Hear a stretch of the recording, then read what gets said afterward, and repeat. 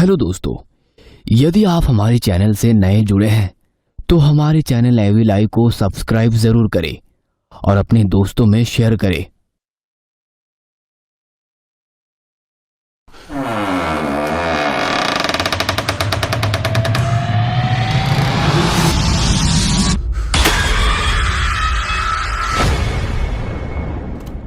सुबह 5 बजे चर्च के पास टॉम और मोनिका जॉन और वेरोनिका का इंतजार कर रहे थे। यार मोनिका, तुम्हारे दोस्त आएगी ना? अगर 5 मिनट के अंदर नहीं आई तो बस छूट जाएगी। इसके बाद 12 बजे दोपहर में बस है जो 10 बजे रात को काली पहाड़ी पहुंचती है। मैंने तो उसे बता दिया था, वो आ ही रही होगी। उसे अपने पापा से बात करनी है जो 20 साल पहले जब वो 3 वर्ष की थी तभी मर गए थे। फादर डिसूजा से मैंने बहुत रिक्वेस्ट की थी, तब वो एग्री हुए थे वेरोनिका के पिताजी की आत्मा से बात करवाने को। मैं जानती हूँ, वो लो आ गई। सॉरी, आने में थोड़ी देर हो गई। बाय द वे, ये मेरा दोस्त है जॉन। एंड जॉन, इनसे मिलो, ये है टॉम और ये है मोनिका। Hi guys. आपसे मिलकर खुशी हुई दोस्त। अरे देखो, बस भी आ गई। चलो जल्दी से चढ़ो। थैंक गॉड, अगर तुम लोग थोड़ी देर भी लेट हो जाते तो बस छूट जाती। मोनिका, कुछ अजीब नहीं लग रहा? इतनी बड़ी बस में हम लोग सिर्फ 8-10 लोग ही हैं। पूरी बस खाली क्यों है? दरअसल काली पहाड़ी एक वीरान एरिया है। उसके बाद कब्रिस्तान का क्षेत्र शुरू हो जाता है, इसीलिए उधर के पैसेंजर कम ही होते हैं। आज मौसम भी ठीक नहीं लग रहा। आकाश काले बादलों से ढका है। लगता है घनघोर बारिश होगी। ठंड भी बढ़ती जा रही है। मुझे तो अभी से ही ठंड लग रही है। आगे पता नहीं क्या होगा। अरे हाँ जॉन, सॉरी यार, जल्दबाजी में तुमसे ज्यादा बातचीत नहीं हो पाया। कुछ अपने बारे में तो बताओ। मैं वेरोनिका का पड़ोसी हूँ। जस्ट अभी हाल ही में जापान से मैनेजमेंट की पढ़ाई करके वापस लौटा हूँ। मैं मोनिका और वेरोनिका कॉलेज फ्रेंड है।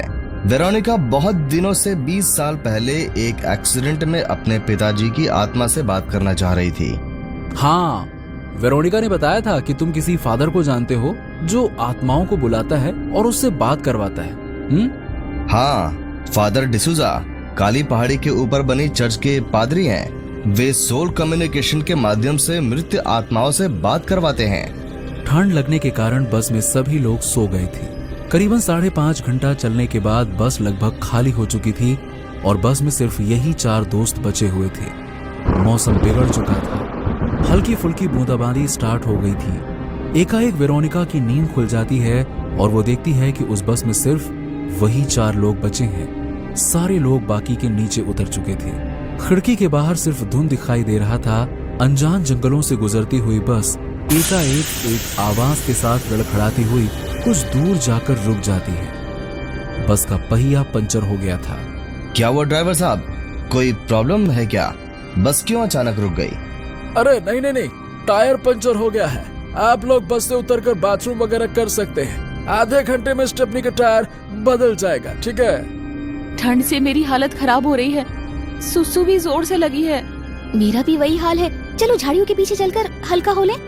तुम दोनों यहीं रुको, हम दोनों पीसी करके अभी आते हैं। वेरोनिका और मोनिका दोनों बस से नीचे उतरकर झाड़ियों के पीछे चले जाते हैं। वो अभी सूसू कर ही रहे थे कि उन्हें एहसास होता है कोई उन्हें देख रहा है। वेरोनिका झाड़ियों के पीछे देखती है तो उसे ऐसा लगता है कि बहुत ही तेजी से वहां से कोई गुजर गया। दोनों जल्दी जल्दी बस पर आकर बैठ जाते हैं। टायर भी बदला जा चुका था।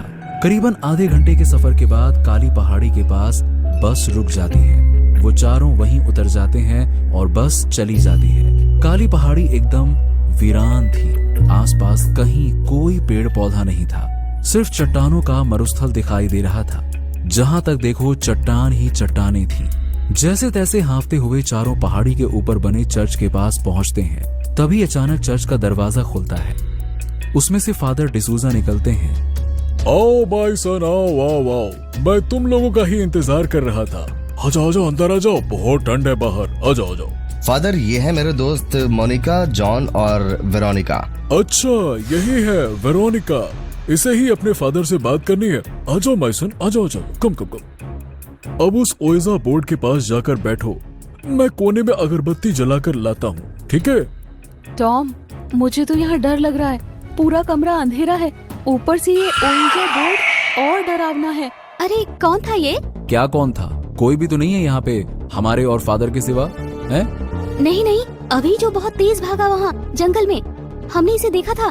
तो माय सन, रेडी हो सभी लोग आत्मा से बात करने के लिए? आओ, अब सभी ओइजा बोर्ड पर रखे कटोरे के ऊपर अपनी उंगली रखो। रखो। कटोरा जब इधर उधर चलने लगे तो कोई डरना नहीं, है ना? ओके। ये 1 2 3 4 और लेटर के ऊपर में यस और नो क्यों लिखा है? इसी के द्वारा तो हम आत्माओं से बात करते हैं। आओ, कटोरे पर सभी अपनी उंगली रखो। फादर डिसूजा सभी को आंखें बंद कर कटोरे पे उंगली रखवाता है और कोई मंत्र पढ़ने लगता है। थोड़ी देर बाद सभी लोगों को महसूस होता है कि कटोरा हिल रहा है और इधर उधर जा रहा है। तभी अचानक कटोरा बहुत ही ज्यादा गर्म हो जाता है। सभी के हाथ जलने लगते हैं। सभी वापस अपनी उंगली को कटोरे से हटा देते हैं और कटोरा एक विस्फोट के साथ ऊपर उछल जाता है। फादर डिसूजा चौंक कर खड़े हो जाते हैं। तभी फादर डिसूजा एकाएक ऊपर छत पर जाकर टकरा कर गिर जाते हैं। फादर डिसूजा चिल्लाते हैं, तुम सभी जल्द से जल्द यहाँ से भाग जाओ, कोई दुष्ट आत्मा यहाँ आ गया है। जल्दी से भागो यहाँ से, अगर कहीं वो तुम्हारे शरीर में प्रवेश कर गया तो अनर्थ हो जाएगा। भागो, जल्दी जल्दी भागो यहाँ से। मोनिका, दरवाजा उस तरफ नहीं, इस तरफ है। वेरोनिका, तुम अंदर कहाँ जा रही हो? हमें बाहर भागना है, जल्दी चलो, भागो यहाँ से। सभी लोग कमरे से बाहर निकल जाते हैं, लेकिन वेरोनिका जैसे ही निकलने लगती है, दरवाजा बंद होने लगता है। ऐसा लगता है कि किसी ने उसे पकड़ लिया हो। जॉन जल्दी से उसका हाथ पकड़कर बाहर खींचता है। वेरोनिका बेहोश हो चुकी थी। जैसे तैसे उसे पीठ पर लाद कर जॉन काली पहाड़ी से नीचे लाता है। संयोग से एक बस उन्हें मिल जाती है और वो सभी उस पर चढ़कर वापस अपने शहर आ जाते हैं। वेरोनिका अपने कमरे में आराम कर रही थी। तभी उसे लगा कि उसके पास से कोई छाया तेजी से गुजरी है। वो डर से चिल्लाते हुए उठकर बैठ गई। उसकी आवाज सुनकर उसकी माँ लूसी आई। क्या हुआ बेटी, चीखी क्यों? तभी खुले बालों को झटकते हुए वेरोनिका लूसी की ओर मुड़कर देखती है। लूसी उसे देखकर डर जाती है। वेरोनिका एक चुड़ैल में बदल चुकी थी। उसके मुंह से गाढ़ा लाल खून निकल रहा था। आंखें पलटकर बाहर आ गई थीं। बड़े बड़े 2 कुत्ते जैसे दांत किनारे पर निकले हुए थे। क्या हुआ बेटी, ये क्या हाल कर रखी है? तुम्हें पता है ना, मजाक मुझे पसंद नहीं। बुढ़ी, तेरा दिन पूरा हो चुका है, ये मजाक नहीं हकीकत है। इतना कहकर वेरोनिका लूसी को पकड़कर उसके पेट को चीर फाड़ कर उसकी अतड़ियों को बाहर निकालकर उसे मार डालती है और उसका पूरा खून पी जाती है और फिर से अपने बेड पर जाकर सो जाती है। शाम को जॉन उसके घर आता है। वेरोनिका, वेरोनिका, दरवाजा खोलो, तुम्हारे कमरे से ये खून कैसे निकल रहा है? वेरोनिका। तभी वेरोनिका जॉन की आवाज सुनकर जाग उठती है। अपने हाथों को खून से सने हुए देखकर जोर से चिल्लाते हुए बेड से उतरती है। तभी उसके पैर लूसी से टकरा जाते हैं और लूसी का अंग भंग शरीर देखकर चिल्लाते हुए दरवाजा खोलती है और जॉन से लिपटकर रोने लगती है। क्या हुआ वेरोनिका, तुम्हारे हाथों में ये खून कैसा? वेरोनिका रोते हुए हाथ के इशारे से घर में पड़े लूसी की लाश को दिखाते हुए कहती है, जॉन, वो मम्मी को किसी ने मार डाला। ओह माय गॉड, ये कब और कैसे हुआ? तुम कहाँ थी? ओ बाप रे, बहुत ही बेरहमी से आंटी को किसी ने मार डाला। ऐसा लगता है जैसे कोई शैतान का काम हो। पता नहीं कैसे हुआ ये सब, मैं सोई हुई थी, मुझे कुछ नहीं मालूम। जॉन टॉम को फोन कर देता है और कुछ ही देर में मोनिका के साथ टॉम वहाँ पहुँच जाता है। ये सब कब और कैसे हो गया? यार, जब मैं आया तो देखा कि वेरोनिका के घर से वेरोनिका, तुम्हारे हाथों में ये खून कैसा? वेरोनिका रोते हुए हाथ के इशारे से घर में पड़े लूसी की लाश को दिखाते हुए कहती है, जॉन, वो मम्मी को किसी ने मार डाला। ओह माय गॉड, ये कब और कैसे हुआ? तुम कहाँ थी? ओ बाप रे, बहुत ही बेरहमी से आंटी को किसी ने मार डाला। ऐसा लगता है जैसे कोई शैतान का काम हो। पता नहीं कैसे हुआ ये सब, मैं सोई हुई थी, मुझे कुछ नहीं मालूम। जॉन टॉम को फोन कर देता है और कुछ ही देर में मोनिका के साथ टॉम वहाँ पहुँच जाता है। ये सब कब और कैसे हो गया? यार, जब मैं आया तो देखा कि वेरोनिका के घर से खून बह रहा है। तब मैंने वेरोनिका से दरवाजा खोलने को कहा, वो सो रही थी। वेरोनिका जब उठी तो देखा कि लूसी आंटी की लाश कमरे में पड़ी थी। मत रो वेरोनिका, ढाढ़स से काम लो। अब मैं किसके सहारे रहूंगी? एकमात्र फैमिली में मेरी माँ ही थी। मोनिका, तुम और टॉम वेरोनिका को संभालो, मैं पुलिस के साथ पोस्टमार्टम रिपोर्ट लेने जा रहा हूँ, है ना? वहीं से कॉफिन में लाश रखकर सेमेट्री में जाएंगे। तुम लोग वेरोनिका को लेकर वहीं पहुंचो, है ना?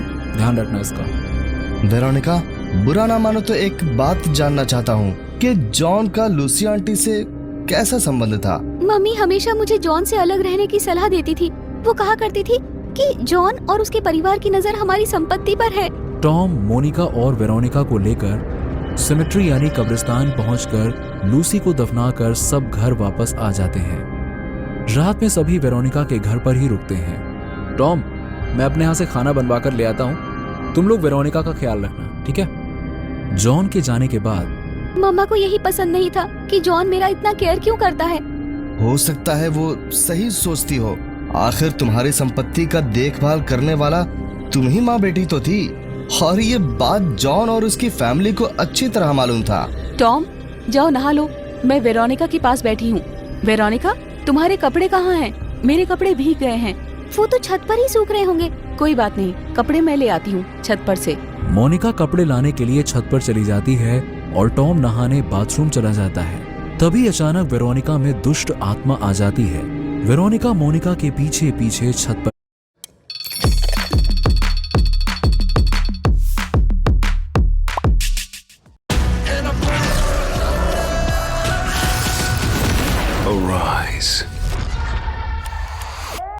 पर चली जाती है।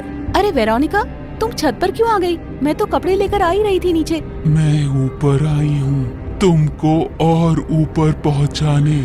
हे वेरोनिका, तेरी आवाज को क्या हो गया है? तुम कैसी बहकी बहकी बातें कर रही हो? बहकी बहकी बातें ही नहीं, बहकी हुई हरकत भी करेंगे। इतना कहकर वेरोनिका मोनिका को पकड़ लेती है और उलझ जाती है। तभी जॉन अपनी छत से देखता है कि वेरोनिका के छत पर दो औरतें आपस में उलझी हुई हैं। वो दौड़कर वेरोनिका के घर आता है। इधर वेरोनिका मोनिका का पेट फाड़कर उसकी अतड़ियां निकाल देती है और उसी के कपड़ों में हाथ को पोंछ नीचे आकर बैठ जाती है। तभी जॉन दौड़कर ऊपर जाता है और छत पर से चिल्लाता है, टॉम, वेरोनिका, जल्दी ऊपर आओ, मोनिका को किसी ने मार डाला। टॉम बाथरूम से निकलकर ऊपर भागता है। मोनिका की शत विक्षत लाश देखकर जॉन से उलझ जाता है। कमीने, तूने इसे भी मार डाला? ये तुम्हारा क्या बिगाड़ी थी? टॉम देख, तू गलत समझ रहा है। मैंने अपने छत से यहाँ पे कुछ हरकत होते हुए देखा था। मैं तुम्हें ठीक समझ रहा हूँ। तुम छत पर मोनिका को अकेला देख उसे मार डाला। मैं तुम्हें नहीं छोड़ूंगा। तभी वहाँ वेरोनिका आ जाती है। वेरोनिका, तुम टॉम को बताओ कि अभी अभी मैं तुम्हारे सामने से नीचे से ऊपर आया हूँ। पर मैंने तो तुम्हें नहीं देखा आते। हरामजादे, अब बोल, मैं तुम्हें नहीं छोड़ूंगा। टॉम और जॉन लड़ते हुए छत के कोने पर चले जाते हैं, जहाँ से जॉन नीचे गिर जाता है और उसकी मौत हो जाती है। वेरोनिका, मैंने जॉन को नहीं मारा, वो फिसलकर गलती से गिर गया। लेकिन मैं गलती से नहीं, तुम्हें जानबूझकर मारूंगी। इतना कहकर वेरोनिका टॉम का भी पेट चीर फाड़ कर उसे मार डालती है। फिर जैसे ही वेरोनिका अपने नॉर्मल रूप में आती है, वो उन्हें मरा हुआ देखकर बिलख बिलख कर रोने लगती है।